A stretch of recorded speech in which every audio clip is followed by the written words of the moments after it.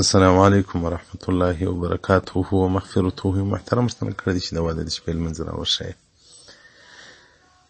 محترم الله جل جلاله د واده نیکمرغه کړه. د واده د شپې لمونځ که نارینه وي که ښځینه وي دواړه به 2 رکعته لمونځ وکړي، هغه د نفلو په نیت باندې.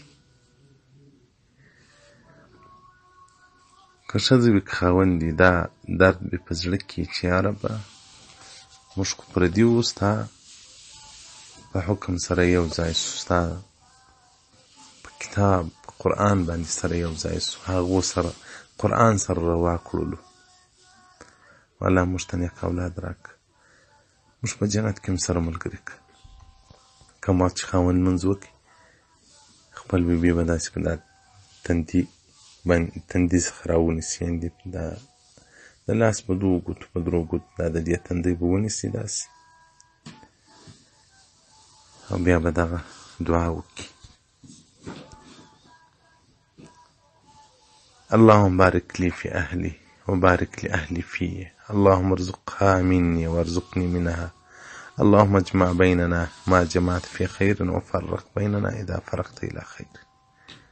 دغه دعا به وکړي.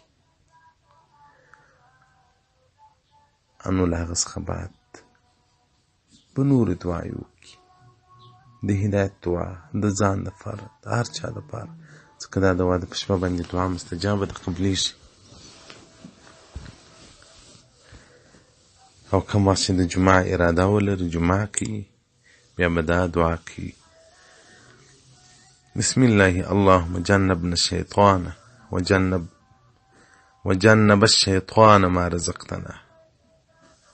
بسم الله اللهم جنبنا الشيطان وجنب الشيطان ما رزقتنا. دعای به ان شاء الله په لیکایم در واستوم.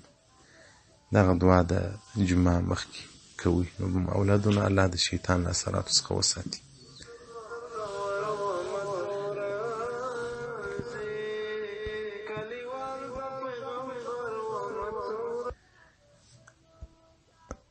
دا ټلیفون چې راسي موږ څومره ټول شیان یې چې پر کوم ځای مو خبره پرېښوله پر کوم ځای باندې مو رااخیستې وه.